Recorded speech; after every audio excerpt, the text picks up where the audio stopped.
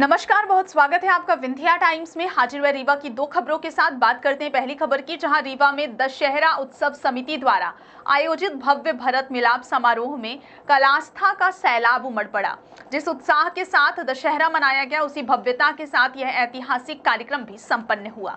इस समारोह में रीवा की जनता भारी संख्या में शामिल हुई, जिसने इसे एक अविस्मरणीय आयोजन बना दिया। इस खास मौके पर प्रदेश के उप मुख्यमंत्री राजेंद्र शुक्ल स्वयं मौजूद रहे। उनके साथ जिला अध्यक्ष वीरेंद्र गुप्ता और बड़ी संख्या में कार सेवक भी शामिल हुए। लेकिन इस आयोजन का प्रमुख आकर्षण रहा एक विशेष नाट्य मंचन। इस मंचन में भगवान राम के पूरे इतिहास को जीवंत किया गया। दर्शकों ने विशेष रूप से अयोध्या राम मंदिर आंदोलन और बाबरी मस्जिद विध्वंस की पूरी घटना को नाट्य चित्रण को बहुत सराहा और पसंद किया। कार्यक्रम को संबोधित करते हुए उप मुख्यमंत्री राजेंद्र शुक्ल ने कार्य सेवकों के बलिदान को याद किया और उन्हें नमन किया। उन्होंने कहा कि हमारे कार्य सेवकों का बलिदान व्यर्थ नहीं गया। आज हम जिस गौरवशाली क्षण के साक्षी हैं, यह उन्हीं के त्याग का परिणाम है। उप मुख्यमंत्री ने इस महान संकल्प की सिद्धि के लिए देश के प्रधानमंत्री नरेंद्र मोदी का आभार भी व्यक्त किया। रीवा का यह भरत मिलाप समारोह एक बार फिर इस बात को साबित करता है कि आस्था और इतिहास के प्रति लोगों का समर्पण कितना गहरा है।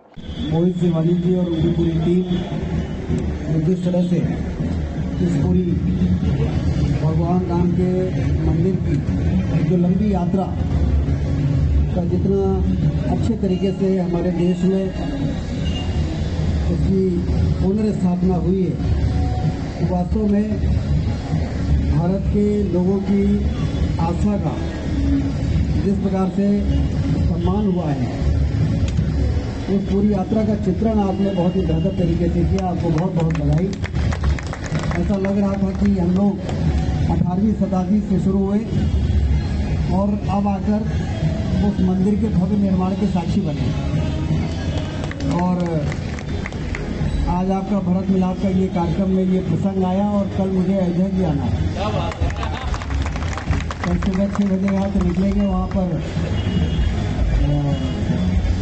नवाचार्य जी महाराज जी का बहुत विशाल रामयज्ञ का कार्यक्रम चल रहा है। तो ये बहुत ही अच्छा है कि अब मैं उन सारी पुरानी स्मृतियों को लेकर जाऊँगा। हम बात करते हैं अगली खबर की, जहां नगर निगम ने संपत्ति कर के बड़े बकायादारों के खिलाफ अपनी कार्रवाई तेज कर दी है। निगम कमिश्नर डॉक्टर सौरभ सोनवड़े के सख्त निर्देशों पर कल यानी गुरुवार को निगम की टीम ने सरेआम कार्रवाई करते हुए कई संपत्तियों को सील कर दिया। यह कार्रवाई वार्ड क्रमांक 9 में स्टेडियम के पास हुई, जहां दो दुकानों को बकाया जमा न करने के कारण ताला लगा दिया गया। इन दोनों दुकानों पर 27 हजार रुपए से ज्यादा का संपत्ति कर बकाया था। जिन दुकानदारों पर कार्रवाई हुई उनमें शामिल है सुरेश तिवारी, जिन पर 27,888 रुपए का बकाया था, राजेश मिश्रा, इन पर भी 27,888 रुपए बकाया था। निगम की टीम ने बकाया जमा न करने के कारण इन दोनों दुकानों में ताला लगा दिया, जिसके बाद पूरे कॉम्प्लेक्स में हड़कंप मच गया। निगम की इस तालाबंदी की कार्रवाई का असर तुरंत दिखाई दिया। सीलिंग की सख्ती देखकर कई अन्य बकायादारों ने मौके पर ही हजारों रुपए जमा कर दिए, जिससे उनकी दुकानें सील होने से बच गई। इसी कॉम्प्लेक्स के 8 अन्य दुकानदारों ने तुरंत एक्शन लिया। उन्होंने 10,000 से लेकर 15,000 रुपए तक की बकाया राशि मौके पर ही निगम की टीम को सौंप दी।